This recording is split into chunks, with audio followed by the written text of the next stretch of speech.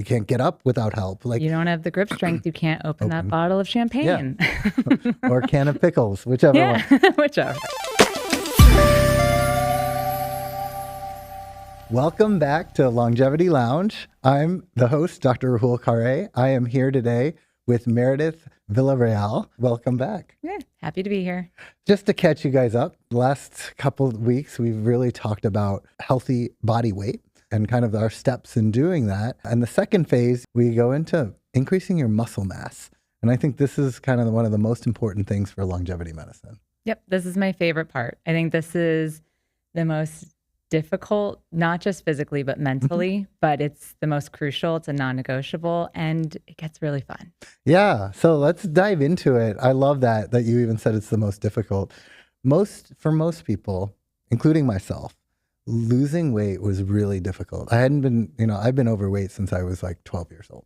So like when I lost my 40 pounds, I was ecstatic, and it was the most difficult thing because I hadn't done it until I was over 40 years old. Right. So I was like, wow. And then when I discovered the muscle mass and what I know now is like, it's even harder. It is. The beginning, I feel like you're so motivated because you've just lost this weight. You're like, let's go.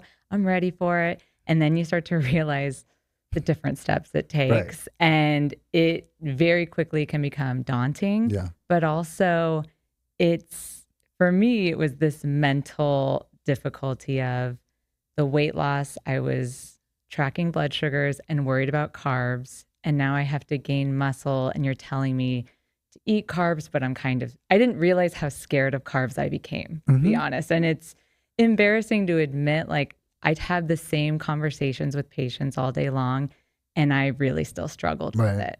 Well, let's dive into why, because I think for most of us, while we're getting to ideal body weight, carbs is the biggest issue. So decreasing the amount of carbs is so important in 99% of the patients that I treat and myself.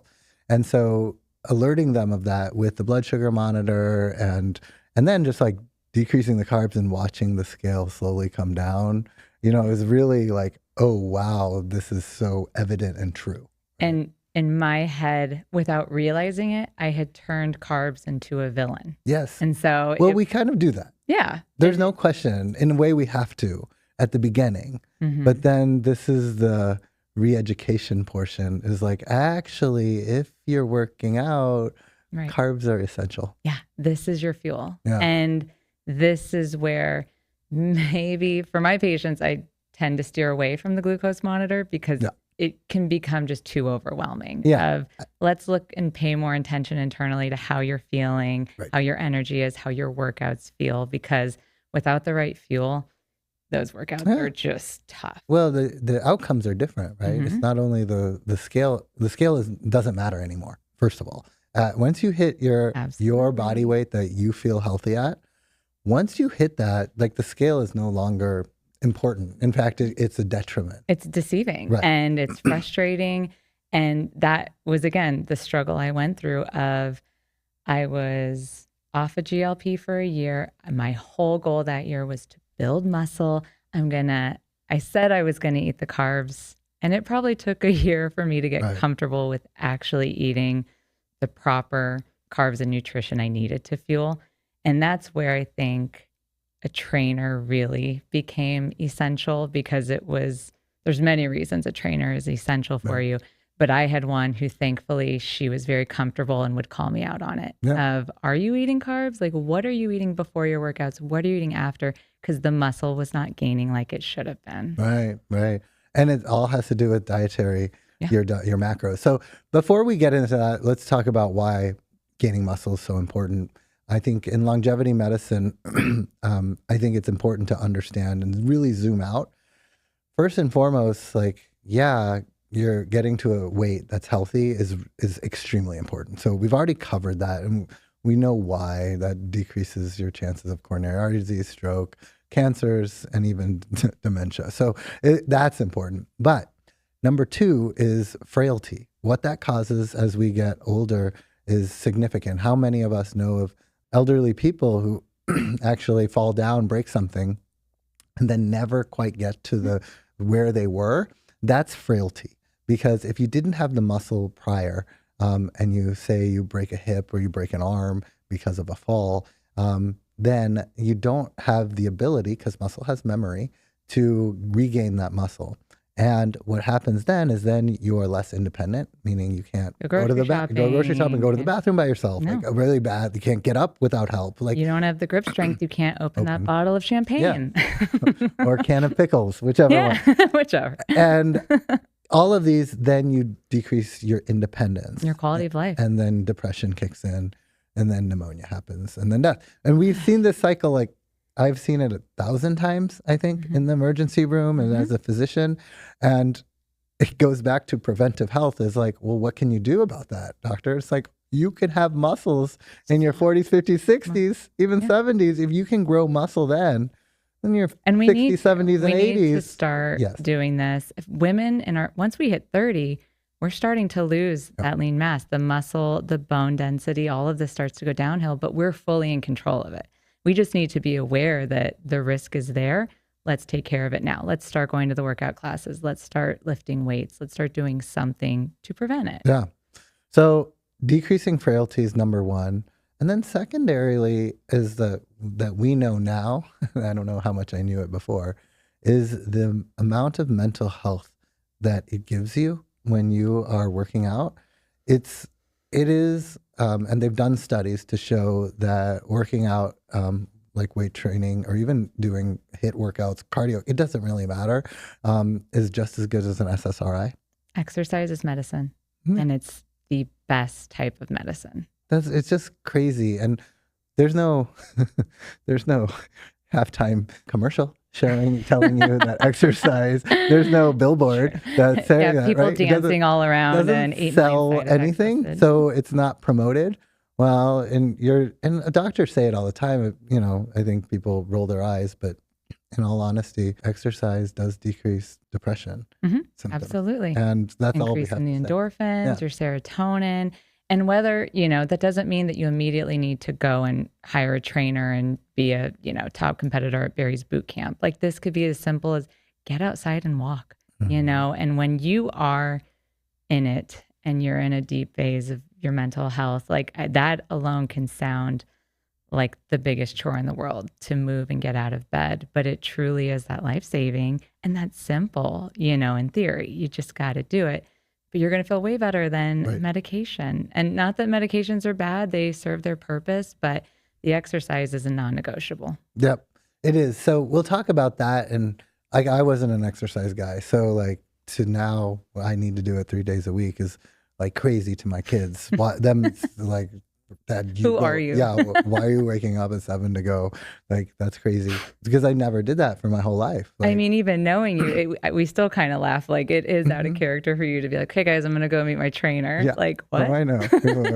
It's crazy. But that helps me. It helps me as a physician. It helps me as a dad. It helps me as a husband. It helps me as a friend.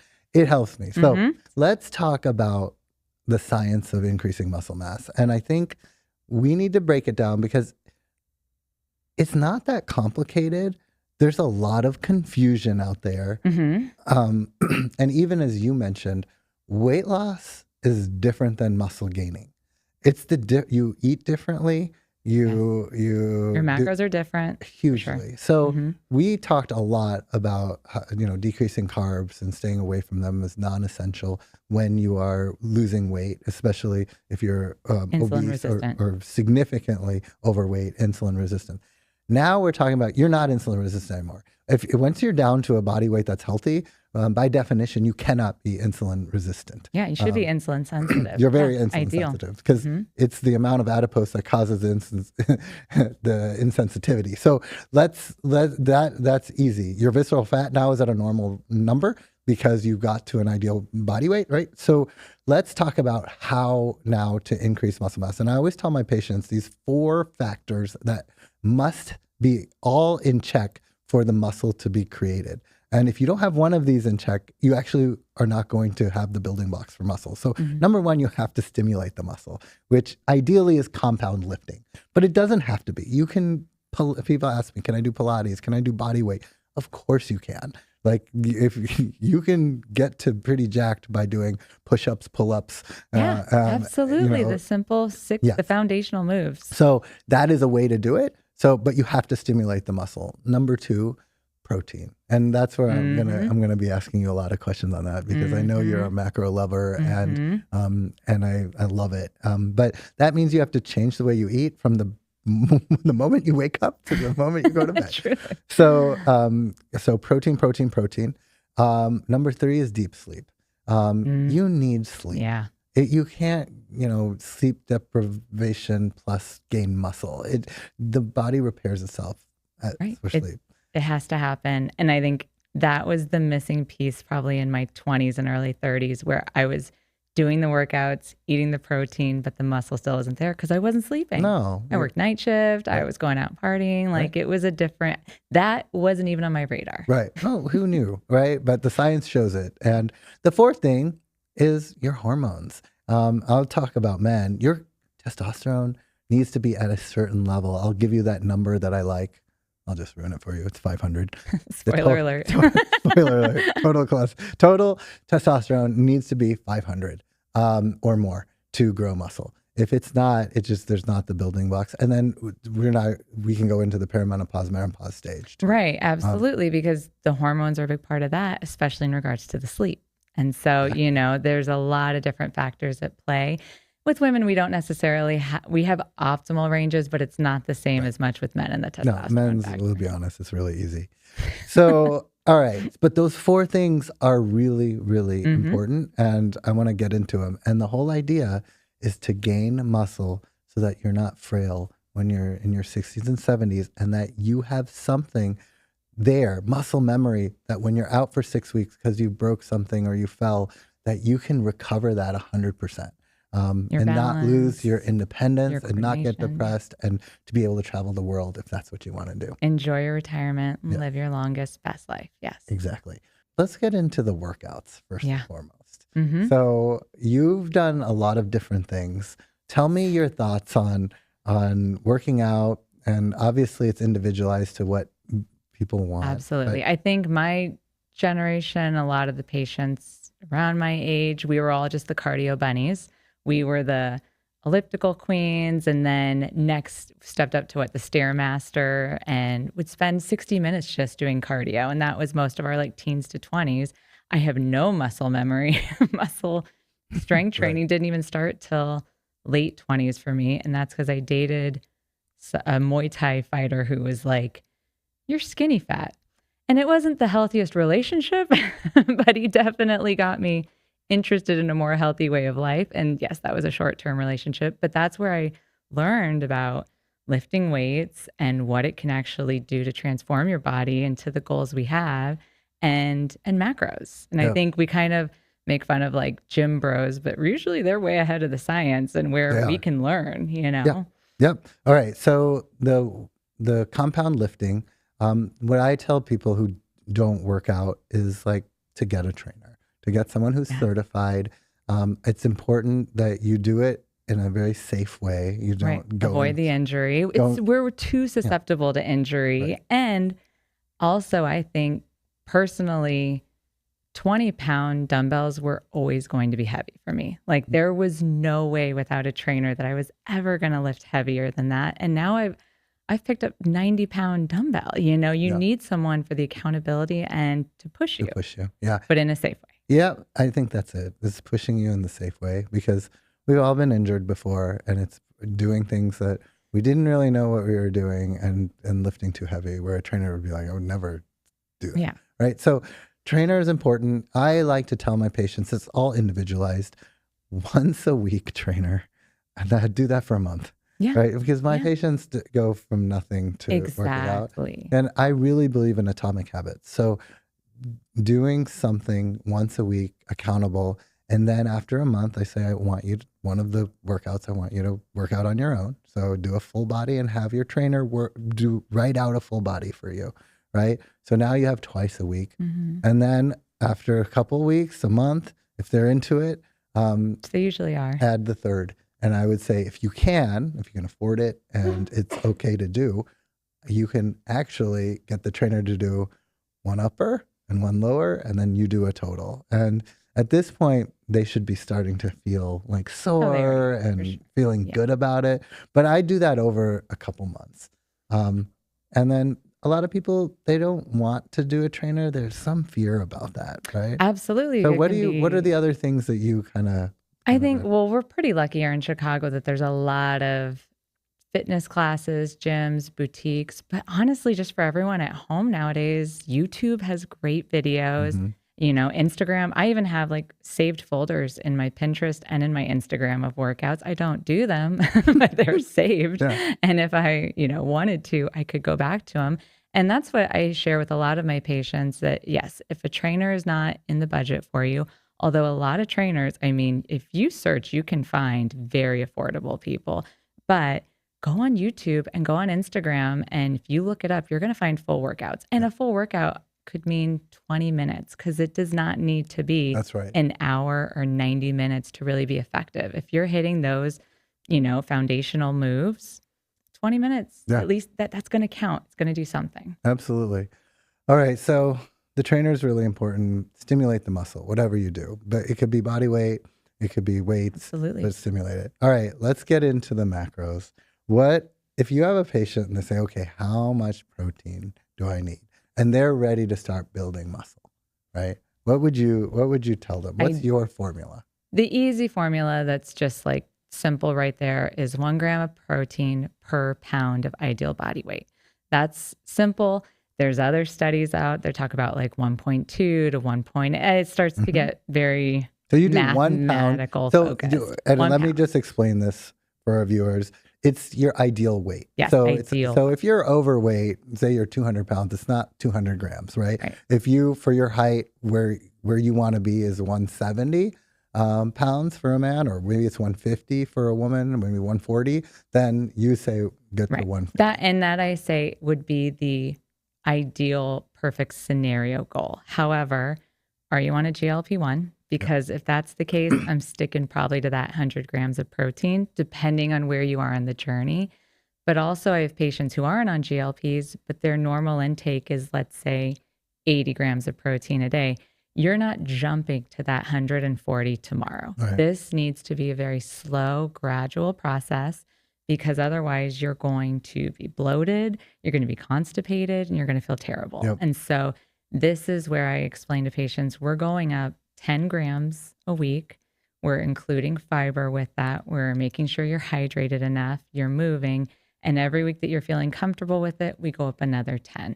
If you can go up faster than that and feel comfortable and tolerate it, great. But usually it's, a little intimidating to hear a number, 140 grams a day, because you have to meal prep. And it doesn't mean that you're doing extensive meal prepping, but you need to have an idea of, I'm waking up and getting food that first hour. You're not skipping a meal. I look at it as like parenting. You can try to do it without meal prepping, and then you'll realize why meal prepping is important. Yeah, very quickly. It's almost like I told you so, but you kind of have to try it without winging it, and then realizing, oh my God, for lunch, they only had the salad with three little chunks of chicken. And right now I've had 12 grams of protein. Yeah. How am I going to hit my 160 that I need personally after dinner? I'm going to be up till midnight. Yeah, I can't. I'm going to feel terrible. All right. So one of the things I do with my patients, I make them track their protein. I tell them, I really don't care about your calories, or you don't have to put in your rice. Completely agree. You have to put in your protein. And they're like, what? And I was like, that's it. So if you have eggs in the morning, how many did you have? What type of eggs? And I use Chronometer. I love, that's my favorite app. Yeah. I think because it also gives you micronutrients. It's free. You can scan. I love that app. The scanning, and they do, their picture app is... I haven't done that yet. I need to do that. Oh my God. Awesome. So anyway. As simple as can be then. They made it really easy. And that pulls everything into the macros. So I tell them, like, listen, you think it looks like I'm counting your calories. I'm not. I'm counting your protein. And I need you to hit 150 grams every day.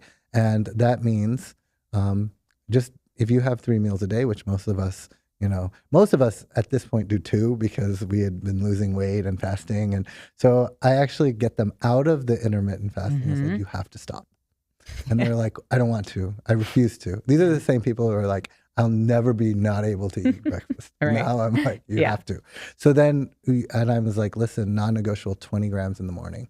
You have to eat it. If that means a little yogurt, if that means a protein shake, if that means, 2 eggs and something else, because if you don't hit that morning. I mean, that's generous. I tell my patients 30 to 40. I I tell them they have to 20 is upload. the- So yeah, you're being so very- kind with that. I throw in their face. I'm like, you have to, because as the day goes on, and especially if you're on a GLP-1, it's just going to get harder. Yep. And so fill it up. And breakfast is so easy to do it. Breakfast is the easiest. You got your eggs, you have a protein shake, put some protein powder in your coffee, the Greek yogurt, hemp seeds. Like, breakfast is It's the one. and delicious. I love breakfast. Yeah, I do too.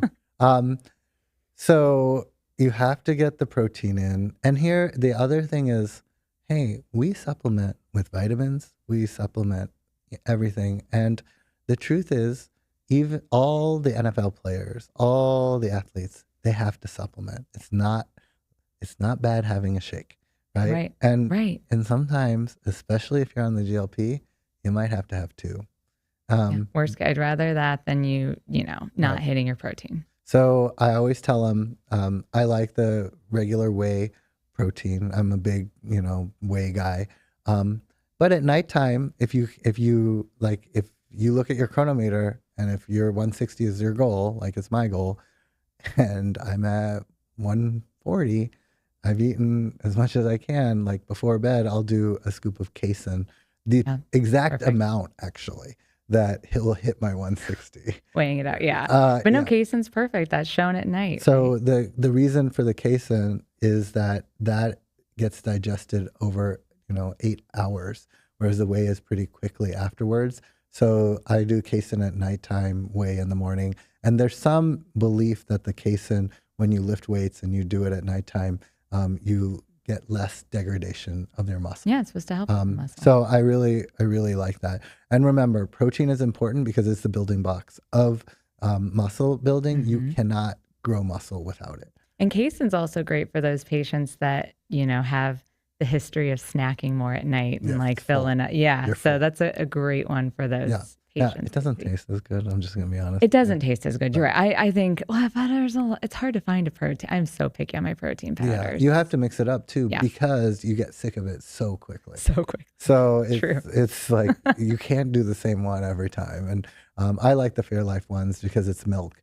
It tastes like a milkshake. Right. It's too much like a milkshake for me. I'm a nuri girl, but a little bit lighter. Right. We all but have still that. weigh. We got all our right. things. So you do about 1 gram per body weight, ideal body weight. Sleep we've covered. I mean, you just have to work on that. I work on that as part of the beginning phases of my longevity practice. Like if you have some kind of monitor, an Oura Ring or your sleep mattress that kind of tells you. I always do sleep studies on all my patients. Now that they're home, sleep studies, you can easily get one covered by insurance, and that will really help, especially those you can catch these sleep apneas with it. Right. And you can fix those, which will increase your... Which you have to. Yeah. And that's where, when I have the patients where I'm like, why are we not losing weight? That's when I usually put it into effect, unless they're already telling me they snore, or their spouse is telling me they snore.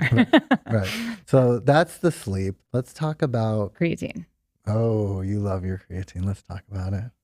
I love my creatine. I think that creatine is basically a non-negotiable, but especially for women. I think the perimenopausal, menopausal woman, and I love it. Now it makes me laugh because I was so scared of it. I remember in my 20s thinking like, it's going to make me bulky. That's for like bodybuilders. Like I completely associated with this like yoked look. And now I would kill to have those type of vessels, and I'm doing everything possible and still can't do it.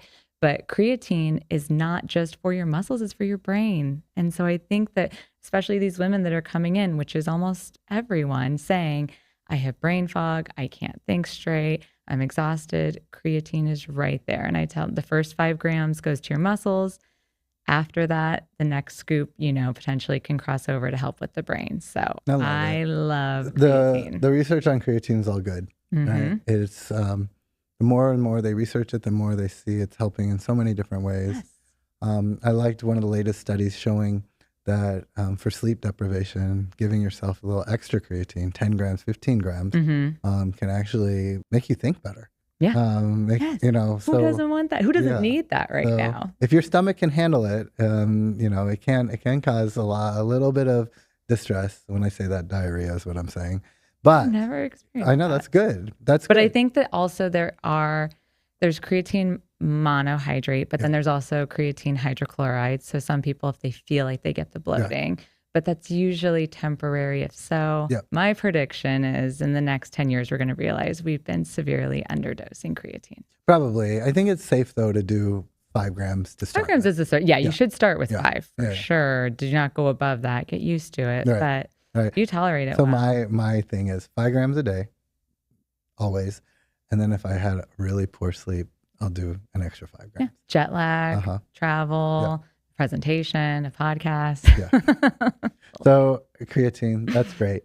All right. So that's the supplement. So the biggest supplements are protein powder and creatine for muscle mass, right? Like those are supplements. I love collagen too. I think collagen, the powder, I don't think it helps with the skin as much as I would love for it to.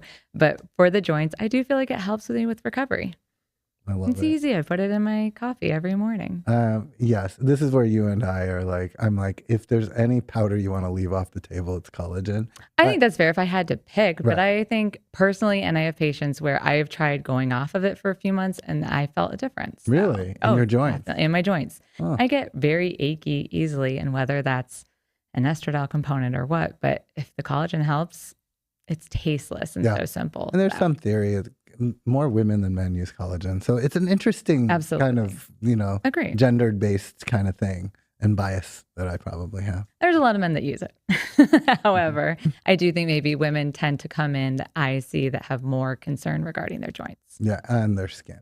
Who doesn't want great skin? I want to just give a shout out about the testosterone. Yes, because let's really go in there. For 8 months, I worked out 3 days a week and gained very little muscle until I fixed the testosterone. And that was with protein. That was with progressive overload. You did all the things. I optimized the stuff.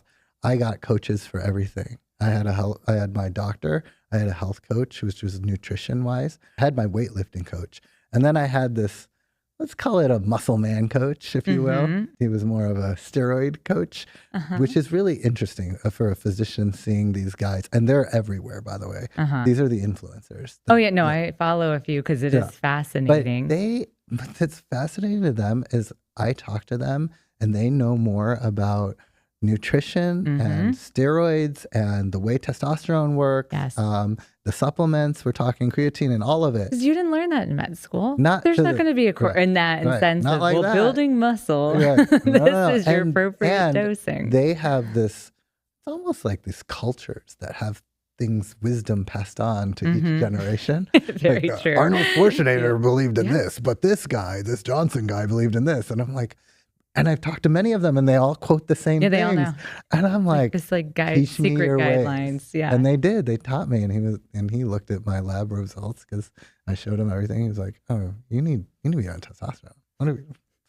I can't even. I won't even. You'll never gain muscle this way." I was like, "What?" And he was like, "Yeah." And I was like, "Okay."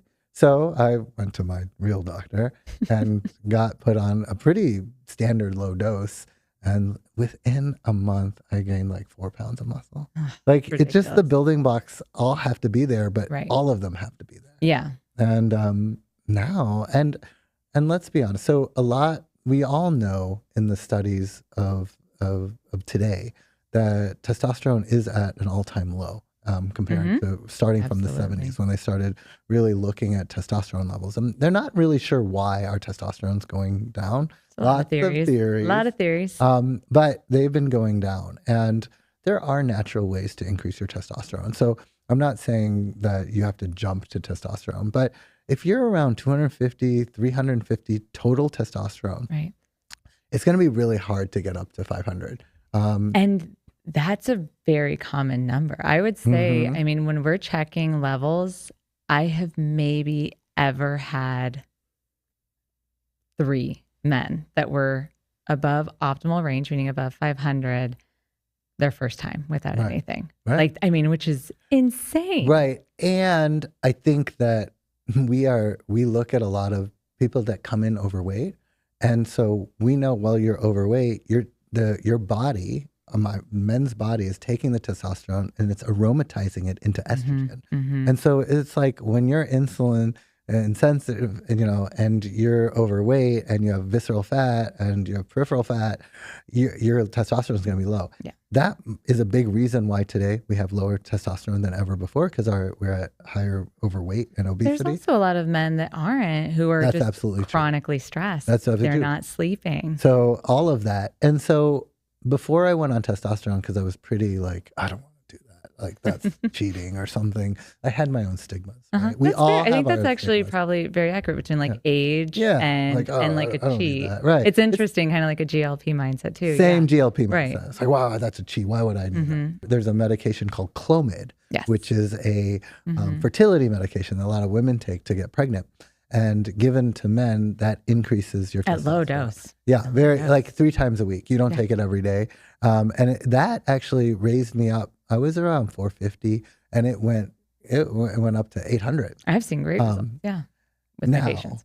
Here's the debate they have in the steroid world, The gym bro world. gym bro world versus the physician world. Physician world just looks at the number and said, okay, you should be good. Go work out. The gym bro world is like, listen, man, that 600 isn't the testosterone you really want. That's not going to help you build muscle. And I kind of saw that in myself. So I always try that first with some of my patients. I'm like, hey, let's do 3-4 months of this and let's get it up there and see how you feel. See how you feel, exactly. And the things that you do, and this is funny, but hey, this is a medical podcast, but in men, the ways you figure out if the testosterone is really like what it's doing to you is, yes, you have more energy and you feel like more of that masculinity in it. But really the best question you ask these guys is, how's your morning erections? That's it. And so they will tell you if it's working, they're like, oh my God, every morning, and you're like, great, the testosterone's working. And you just check that. You're like this. I'm like, yeah, let's go. Like, so, cool. Increase, libido, morning erections, more gusto, more, there's more confidence. All the masculine traits that we have are testosterone, and you start to see more of that. More is not always better, but for people that have lower testosterone, you want to see more of that, so it's working. Also, I think where I've heard my male patients with their concerns, obviously libido is usually a big one, but the other things were like muscle recovery. They were sore all the time. Yes. And then kind of not as severe to say brain fog, but just maybe like a little cognitive. Yes. No, it's all of that's true. And so that's, I will tell you for a fact that the reason I can work out 3-4 times a week and when I say work out, like I want to go 45 minutes and I want to hit a max sometimes. And I want to really work out. I don't want to just go to the gym and get out and be like, that was easy. I want every time to be a good workout. You cannot do that, I think, in your 50s and 60s unless your testosterone is normal, right? And so for me, I was just shocked at how I could go 4 days a week working out pretty hard, and that the testosterone did that. So testosterone being low is really hard you cannot make muscles on it. So get that checked. And also I would tell men, like, don't be ashamed to be on some testosterone. Yeah, you're right. The stigma needs to be broken there. And we're learning, just like in the women's stuff, but there was a black box warning on testosterone that it could increase causes of stroke. So I need to address that and increase heart attacks. It's true. The study that showed that we're giving people over 2,000 of testosterone. Like, I want you to be between 500 and 1,200. That's ideal. Yeah, the blood work 800, matters. 900. You need to be getting followed. And so you will not get increased risk of stroke or heart attacks if you're monitored and you stay within those numbers. The other things we look at, of course, are your kidney function tests. We make sure your blood pressure is okay. And then your hemoglobin and hematocrit numbers need to stay within a certain amount of number. And those need to be monitored. And the discussion of, are you going to have kids, and the, That's a fertility point great of it. point. So for me personally, if someone's in childbearing ages, I kind of steer them away from it. I really just think that it's not worth the risk. But in some cases, there's always exceptions to the rule. You do it, and if you use the lowest dose that works, there's no issues with that. Right. I think HCG is supposed to help too. You can give HCG, and there's a couple other things. And with today's day, you can check sperm levels. You can do so much. So it's like there's the science today that we have is so fun. If you have a provider that can work with you and be this personal, absolutely. Right. So, that's a whole other world. Right. But that's why there's longevity, and there's concierge doctors. There's people who do this exact thing. Exactly. So, but it's important. So that's the testosterone. And I think for women and hormones, I think it's really important as well, especially in your 40s. So talk about, and we're going to do a whole session with Dr. Ghazi on it, but talk about the importance of, doing hormone replacement therapy in women. I think, again, depending on where you are in your journey with perimenopause, it's a time of chaos. It's a time of hormone fluctuation. And so it's not as simple to say, you get a patch and you get oral micronized progesterone and we're all going to be happy. Like, this is a journey, and you need to be prepared with your provider that it's going to take adjustments. It's going to take, rechecks and dosing and symptom management. That is a lot of follow-up appointments. But in regards to the muscle building with it, we talked about how sleep is a non-negotiable. And so are you getting your sleep, or are you waking up at 3 a.m. every night? Because if that's the case, we need to talk about maybe getting a progesterone on board. Thankfully, we check labs at the beginning, so I have baseline levels to kind of guide me off what we're going with. And the beautiful part of our clinic is I can also say, where were you within your cycle when these were first done? Let's get a recheck. Let's see what it looks like a few days after your period or when you're ovulating. And I think the workouts for perimenopause, it's a non-negotiable, and especially weightlifting, because for women, we are too at risk for osteoporosis, for the loss of bone density, but also the GLP patients. We've said it has to happen. You have to maintain your muscle. And a big part of that, which is tough with the GLP and phase 2 of muscle, is on a GLP medication, can you hit your protein to build the muscle we need? And can you eat the carbs that we're telling you to eat? And that's where your dose might need to get adjusted. It might need to be lowered, or maybe even potentially microdosing, which is very much a gray area. I love this because people ask me, am I going to have to be on my GLP for the rest of my life? Yeah, I think that's the best, the first common question. And the first thing that comes to me, and the answer is no. You don't have to be. You really don't. If you can do it. I've done it with people, right? And but I think what the answer is that the reason you won't need to be is that we're going to get you to a point where you're going to be increasing your muscle mass. And to do that, you have to eat more protein. And to do that, you have to be on less GLP, right? Yeah. And and then if that means we do it we do a microdose every week, or we do every other week, or we don't do it anymore. Because you're maintaining your weight and you're not getting enough food. Exactly. And people are like, well, how could I go from obese or overweight to, not, and it's just like, it happens. It happens. But the habits are there. It's the working out habits. Yeah. Right. So you're going to be stimulating your muscle. You're going to be trying to get your protein allotment, and it's going to be really hard for you. But also, as you're building muscle and we're increasing your, metabolic rate, you are hungrier. And that's where patients get a little confused. And it's the psychology behind it of, well, my GLP isn't working anymore. I'm hungry all the time. It's like, we're going to use this to our advantage now. And this is where we understand you're going to hit that protein. You're going to easily hit 120 grams if you're prepared and meal prep those 2 proteins a week. And you have your kind of boring basic meals that once you find your macro count, you're like, these are the 2 types of patterns of days I'm going to be eating every day. You don't mix it up too much. And the protein is so filling. Yeah. So, and the fiber too. Yeah. And because the protein will hit a point that it doesn't fill you up as much. Right. And that's where you make sure the fiber is right there behind it, and the water and the hydration. Right. But your GLP will start to lower, and you just have to remind yourself that being hungry is okay. And killing your appetite is not the whole point of this. It's not wrong to be hungry. The appetite's not the enemy. It was the insulin resistance, the inflammation, the snacking you were doing that we needed to control. But I want you eating. Right. Okay. So because you talked earlier about carbs. So we're going to talk about now it's okay to eat some carbs. And so I want to ask you, like, say you have a male that's 160 pounds. He's about, 16% total body fat. He's really good, but he wants to increase his muscle mass. And he's eating 160 grams of protein. He's getting some sleeves. Testosterone's good. And he's going to ask you, like, well, when can I eat carbs? What type of carbs can I eat?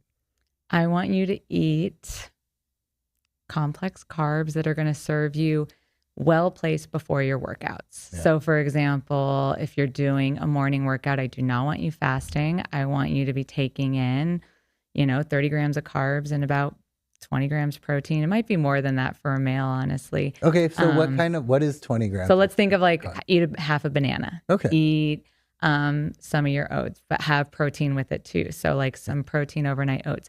The thing is, you need to remember this isn't a full meal, but like it's just the right fuel. And then after your workout, if you're working out hard, you're getting those carbs in too. Yep. Have the eggs with the sourdough toast, with your avocado, have all the things. Like it needs to fully be there. I don't necessarily need you hitting all your carbs at night before bedtime, but earlier in the day, when you're moving, when you're using that fuel, perfect. Love that. So yeah, you and I are totally on the same page, which is no surprise to me. Carb cycling is what I call it. And that's what you're saying is that around your workout, you eat those carbs. And we've all been there where we're doing a workout, fasted because I woke up late or whatever. And I had to get there. And 20 minutes within the workout, you feel like you could curl up on the floor. There's no way. I will get sick. I can't do it. You feel like you could go to bed. Like it's not tired. It's exhaustion. Yeah. Right. And that is you're just not having enough energy. Yeah. Right. And it's not good. It's not worthless. Yeah. It's a worthless And then workout. that's when you get injured. Yeah, and exactly. Those are the things that you have to be careful for. So I love what you said. So carbs before something, and it doesn't have to be big. Like you said, half a banana. Like that's not. It doesn't need to be huge. And another thing to look at is your lunch and what you're doing afterwards. Because I feel like a lot of patients come in, the afternoon slump, the crashing, and 3 p.m. hits and I'm exhausted. And it's like, what did you have for lunch and what did you do? Because, the most common answer I get is a quinoa salad because people think quinoa is super healthy. And it's like, you just had 60 grams of carbs and then you went and sat at your desk for 2 hours. Of course, you're going to crash. Like, look at balancing these carbs with the protein.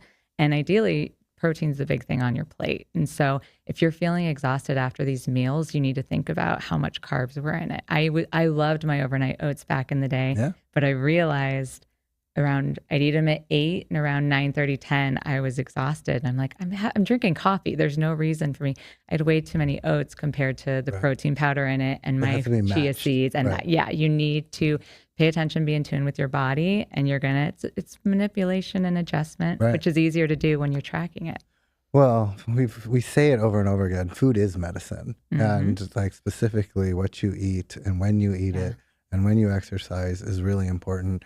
And the bodybuilders know this because they will on Sunday make all their meals for the week and all their snacks and prepare their shakes. And they kind of you have to have that.